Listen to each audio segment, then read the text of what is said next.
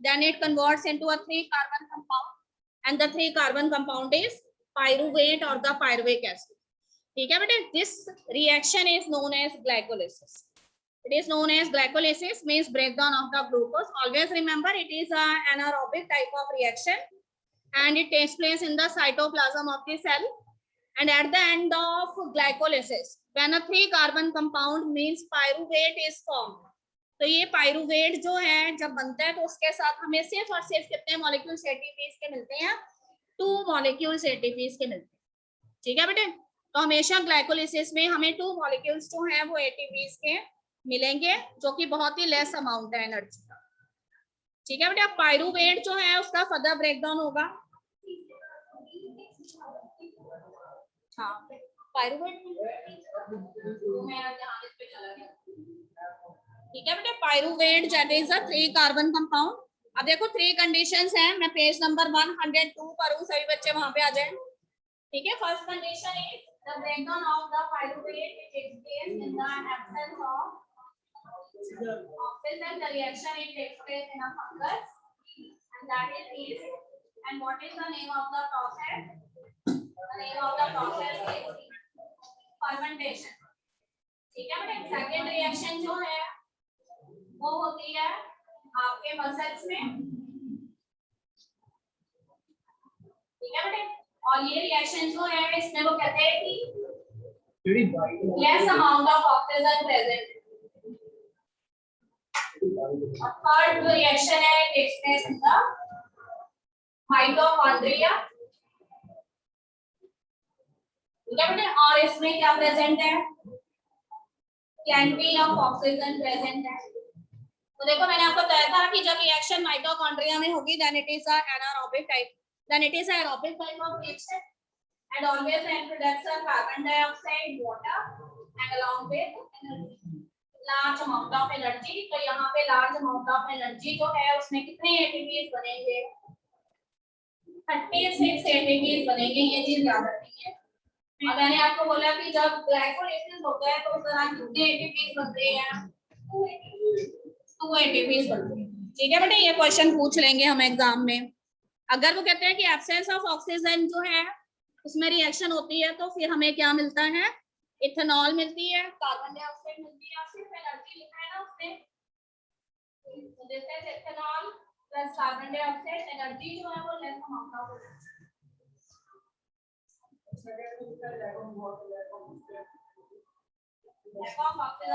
मतलब ये है कि जितनी ऑक्सीजन रिक्वायर्ड है उतनी नहीं। ठीक है, जब आपके मसल्स जो है उनको ऑक्सीजन की रिक्वायरमेंट ज्यादा है पर बॉडी के अंदर अदर मेटाबॉलिक रिएक्शंस भी हो रही हैं जैसे डाइजेशन, तो उसमें से ऑक्सीजन जो है वो पूरी मसल्स की तरफ नहीं जा पाती है, तो उसकी वजह से वहां पे क्या होता है? लैक्टिक एसिड का फॉर्मेशन होता है। यहाँ पे भी असेज, ठीक है, लेस अमाउंट ऑफ एनर्जी जो है वो रिलीज किसमें? हाँ, क्या हुआ? एनर्जी, एटीपीज कम बनेंगे बेटे, एटीपीज दोनों में कम बनेंगे। फर्मेंटेशन के अंदर 3 एटीपीज बनते हैं। ठीक है, बेशक बुक में मेंशन नहीं है पर फिर याद रखेंगे कि फर्मेंटेशन में 3 एटीपीज बनते हैं। और जब भी अल्कोहल या फिर एसिड का फॉर्मेशन होना है तो हमेशा अमाउंट ऑफ एटीपीज 2 या 3 रहेंगे। और जब कंप्लीट ब्रेकडाउन होगा यानी कार्बन डाइऑक्साइड एंड वाटर बनेंगे तो हमेशा याद रखो कि अमाउंट ऑफ एटीपीज कितने होंगे?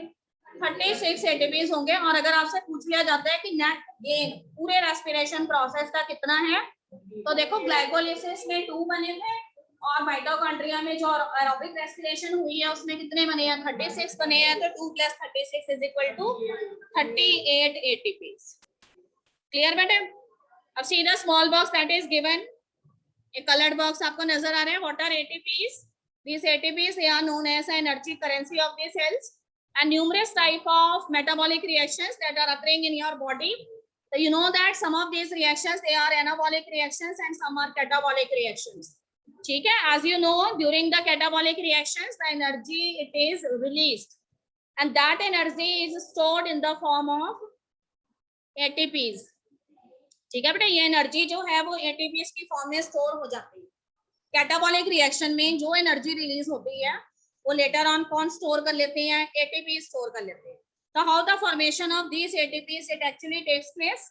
तो देखो एटीपी जो है वो बनता कैसे है, तो एटीपी कैसे बनता है, जब ADP that is adenosine diphosphate reaction करते हैं किसके साथ, आईपी के साथ। आईपी यहाँ पे क्या है, इनऑर्गेनिक फॉस्फेट है, तो हमारे पास क्या होता है, वन मॉलिक्यूल एटीपी का फॉर्म होता है। ठीक है बेटे, और एक मॉलिक्यूल एटीपी जो है वो कितनी एनर्जी रखता है, that is adenosine diphosphate only.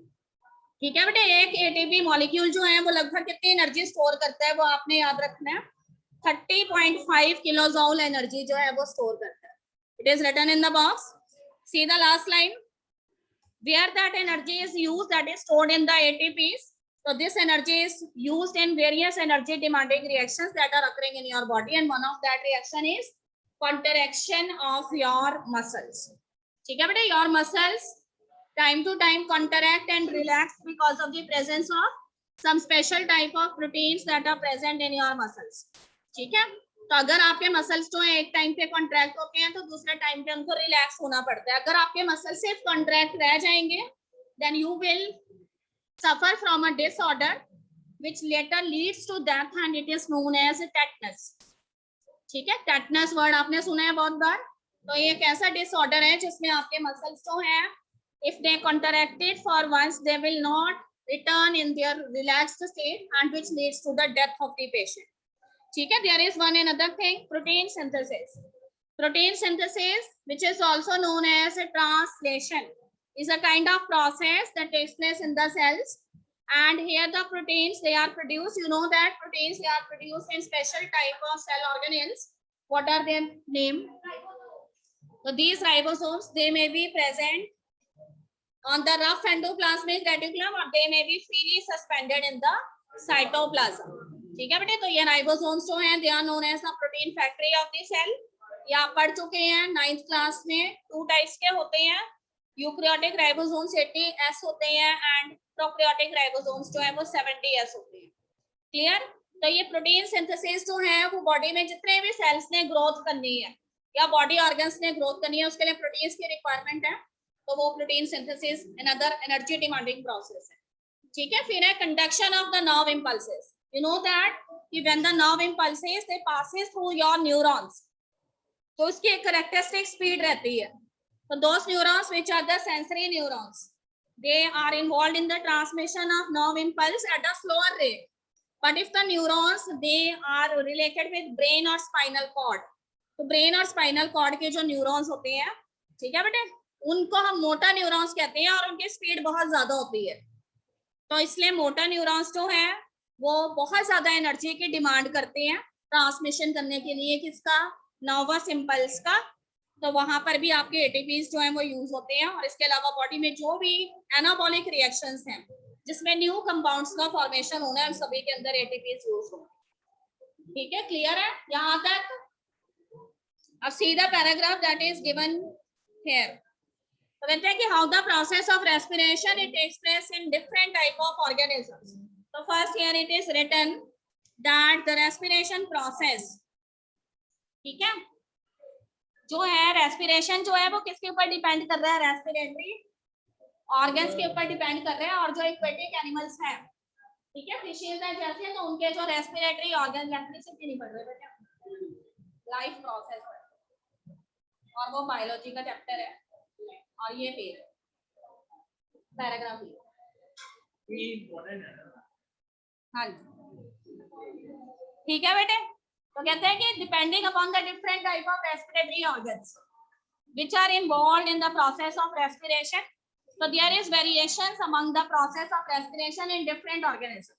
If some of the organisms they are the aquatic type of organism, for example fishes है जैसे, तो उसमें वो कहते हैं कि जो गैसेस का एक्सचेंज है ना वो सिंपल मेथड ऑफ डिफ्यूजन से होता है। ठीक है, तो you know that fishes they live inside water, so this means they take the oxygen that is dissolved in the water। ठीक है, कैसे लेंगे, तो आपको पता है कि ऑक्सीजन जो है उसकी सॉल्युबिलिटी वाटर के अंदर बहुत ज्यादा नहीं होती है, तो less amount of oxygen it get dissolve in water. So fishes in order to take more and more oxygen, fish क्या करती है, अपना माउथ जो है उसको ओपन कर लेती है एंड ज्यादा से ज्यादा वाटर जो है उसको बॉडी में जाने देती है। ठीक है बेटे, जितना ज्यादा वाटर जो है इसको फोर्स करेगी to enter into the body, तो that water it finally moved over the gills of the fishes which are deeply embedded inside the fish body. और जितना ज्यादा वाटर गिल्स के ऊपर से पास होगा उतना ही ज्यादा गिल्स क्या कर लेंगे, उसमें से ऑक्सीजन कैप्चर कर लेंगे। इसीलिए फिशेस के अंदर रेस्पिरेशन का जो रेट होता है वो बहुत फास्ट होता है। ठीक है बेटे, पर अगर वो कहता है कि if the animals they are the terrestrial type of animal, for example human beings, then the method of simple diffusion for gaseous exchange, it is not an adequate method. So here how the process of respiration it takes place. So there are certain organs of your body that are the part of your respiratory system, they are directly contact with the outer environment.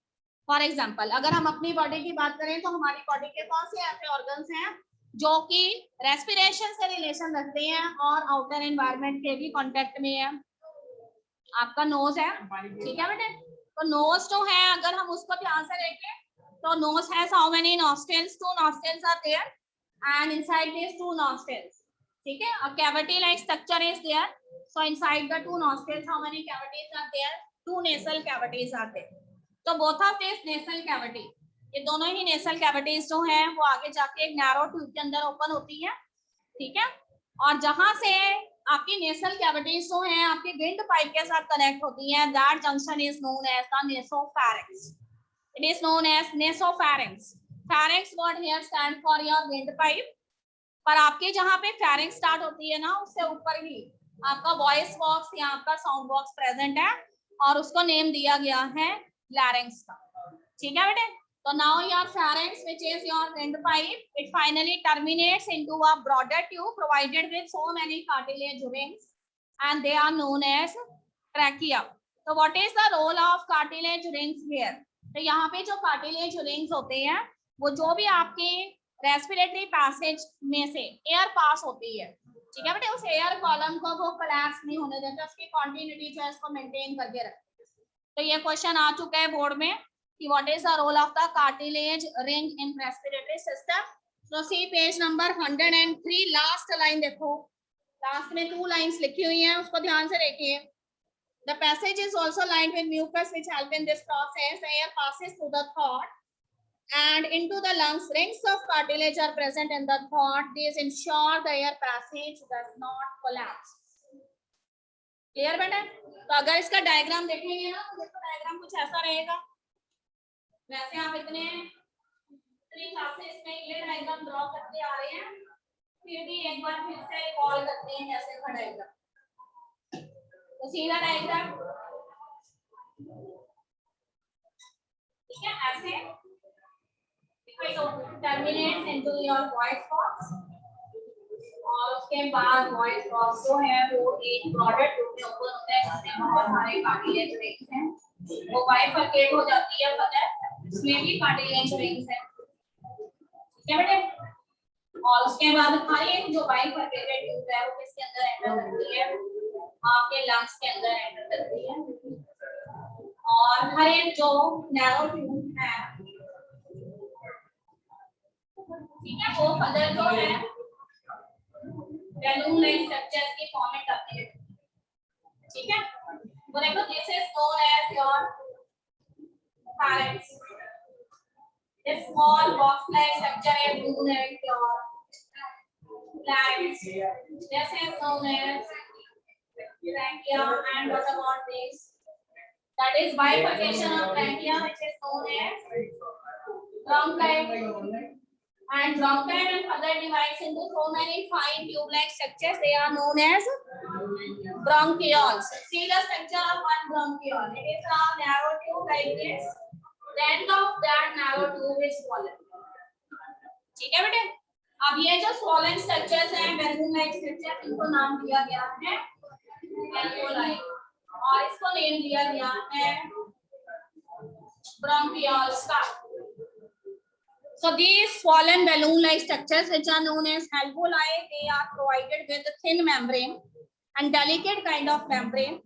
और ये जो membrane है alveoli, इसको हम बोलते हैं alveolar membrane, ठीक है बेटे। इसके आसपास से बहुत सारे blood vessels जो हैं वो क्या कर रहे हैं, रन कर रहे हैं। Now what happened? As you have learnt in your previous years, there are 2 phases involved. In the process of breathing, one is known as inhalation and another is known as exhalation. The word inhalation or inspiration, it stands for breathe in. ठीक है, तो जब आप सांस लेते हैं, आप breathe इन करते हैं, तो there are certain changes you see in your muscles. Your lungs they are covered by some group of bones and they are collectively known as the rib cage. ठीक है बेटे. इसके अलावा कहते हैं कि आपके हर एक जो लंग है ना, उसके ऐसे लेटरल साइड पे भी कुछ मसल्स जो है वो प्रेजेंट है, जो आपके लंग्स जो हैं उनको इस तरह से कवर करके रखते हैं. इनको हम बोलते हैं इंटरकोस्टल मसल्स. ठीक है, और जो लंग्स के ऊपर प्रेजेंट है उनको हमने क्या बोला है, रिब केज या रिब्स बोला. तो when you intercostal muscles, those muscles which are present on the lateral side of your lungs, and both of your lungs, they rest on a muscular partition. ठीक है, that is known as a flattened muscular partition. It is known as diaphragm. ठीक है बेटे. अब वो कहता है कि when you breathe in और when you inspire, then your ribs, आपके जो ribs हैं वो uplift होते हैं, और आपके ribs के uplift होने की वजह से, ठीक है, अगर लिप्स जो है वो अपलिफ्ट होंगे तो इसका मतलब जो आपका डायफ्राग्राम है वो क्या हो जाएगा, फ्लैटेंड हो जाएगा, फ्लैट हो जाएगा. और अगर डायफ्राग्राम फ्लैट हो जाएगा तो आपकी जो लंग कैविटी है वो भी क्या हो जाएगी, इंक्रीज होगी. तो देखो लंग कैविटी इंक्रीज हो गई है. The amount of oxygen it is more in the outer environment whereas it is less in your lung cavity, though there is large of space present inside your lung cavity. Now what happens? The air, it rushes from the outer environment and it finally enters into your lungs. और आपके जो alveoli है lungs के, they get saturated with plenty of oxygen. अब आपकी alveoli में कौन सी gas आ गई है, ऑक्सीजन आ गई है, बट एल्वोलाई के आसपास क्या प्रेजेंट है, ब्लड वेसल्स. तो ब्लड वेसल्स की अगर हम बात करें तो उसमें जो प्रेजेंट ब्लड है that contain very less amount of oxygen, but oxygen is more in the alveoli. तो again by the simple method of diffusion, the movement of oxygen it takes place from the alveoli into the blood. अब ये blood oxygen लेके जा रहे हैं, तो this type of blood is known as oxygenated blood, and finally this oxygenated blood it reaches the cells and tissues, and the cells and tissues they get oxygen and they later use that oxygen for the breakdown of complex molecules of food. ठीक है बेटे. फिर उसमें वही सारा होगा जो अभी हमने तीनों रिएक्शंस लिखी थी, ग्लूकोज का ब्रेकडाउन होगा, और उससे आगे जाकर अगर पार्शियल ब्रेकडाउन हुआ है तो एसिड और अल्कोहल बनेंगे, और अगर कंप्लीट ब्रेकडाउन हुआ है तो फिर क्या बनेंगे, कार्बन डाइऑक्साइड एंड वाटर बनेंगे. ठीक है, क्लियर हो गया. अब देखो, अब दूसरा जो मेथड है that is known as expiration. तो what happen when you see your cells and tissues, you know that your cells and tissues when they receive oxygen gas, they utilize that oxygen gas for the breakdown of food stuff that is present in cells, and as a result which gas now become abundance in your cells and tissues as a end product, it is the carbon dioxide gas. ठीक है बेटे, carbon dioxide gas की concentration आपके sales और tissues में ज्यादा है, but your cells and tissues they are surrounded by blood vessels which contain blood, so the amount of carbon dioxide is less in your blood. So from the cells and tissues the carbon dioxide it finally enters into the blood. अब ऐसा blood जो carbon dioxide gas लेके वापस जा रहा है lungs की तरफ, इसका मतलब वो कैसा ब्लड है, डीऑक्सीजनेटेड ब्लड है. और जैसे ही वो लंग्स के पास पहुंचेगा तो आपको पता है कि लंग्स की जो एल्वोलाई है उसकी मेम्ब्रेन जो है वहीं से गैसेस एक्सचेंज होती है ना. तो देखो ब्लड वेसल्स जो ब्लड लेके आ रही है उसके अंदर कार्बन डाइऑक्साइड ज्यादा है, पर एल्वोलाई में कार्बन डाइऑक्साइड नहीं है. तो अब क्या होगा, from the blood that carbon dioxide it enters into your alveoli, and now your alveoli gets saturated with which gas, carbon dioxide gas. अब सारी चीजें उलट हो जाएंगी. पहले आपके जो रिब्स थे वो अपलिफ्ट हुए थे, अब वो फिर से क्या हो जाएंगे, रिलैक्स हो जाएंगे. पहले आपका डायफ्राग्राम फ्लैटेंड हो गया था, अब डायफ्राग्राम क्या हो जाएगा, कॉन्ट्रैक्ट होगा. लंग कैविटी पहले इंक्रीज हो गई थी, अब लंग कैविटी क्या हो जाएगी, डिक्रीज हो जाएगी. अगर लंग कैविटी डिक्रीज हो जाएगी तो इसका मतलब कि उसमें प्रेजेंट जो एल्वोलाई में कार्बन डाइऑक्साइड है उसको बॉडी जो है वो थ्रो आउट कर देगी. ठीक है, तो in this way the carbon dioxide it is finally released from your body and the process is known as expiration और एक्सहेलेशन. क्लियर है. तो अगर आपसे पूछा जाता है describe the mechanism of breathing, तब आपने ये वाला प्रोसेस लिखना है और दोनों फेसेस को एक्सप्लेन करना है, इंस्पायरेशन एंड एक्सपायरेशन। ठीक है, याद रखना। Describe the mechanism of breathing, ऐसे क्वेश्चन आएगा। क्लियर है? और उसके बाद देखो नेक्स्ट पैराग्राफ जो आपको नजर आ रहा है पेज नंबर 104 पे, there is a small paragraph and here it is written that how the transportation of the respiratory gases it actually takes place in your body. So you know that if we are talking about the terrestrial organisms, so these terrestrial organisms, their respiratory organs, they are deeply embedded. और उनकी body के अंदर क्या present है? Blood present है, और blood यहाँ पे क्या कर रहे हैं? बॉडी के अलग अलग सेल्स एंड टिश्यूज को कनेक्ट कर रहा है। ठीक है बेटे, तो कहते हैं कि what is present inside the blood? Inside the blood, two things are there. Blood cells are there and blood plasma is there. तो ये जो blood cells हैं उसमें से RBCs, जिनको हम erythrocytes कहते हैं या red blood cells कहते हैं, they contain the pigment and the name of the pigment is hemoglobin. So when the oxygen gas it comes in contact with the hemoglobin, they form a compound with hemoglobin. And name of that compound is oxyhemoglobin.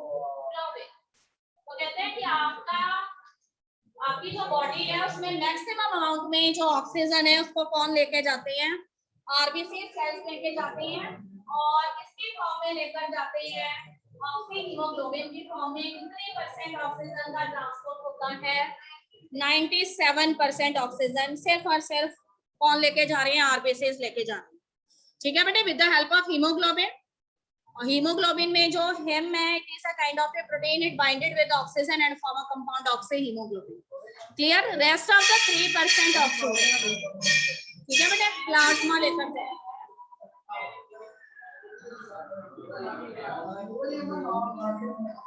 3% oxygen जो है वो कौन लेके जा रहा है? Plasma लेके जा रहा है। क्लियर है?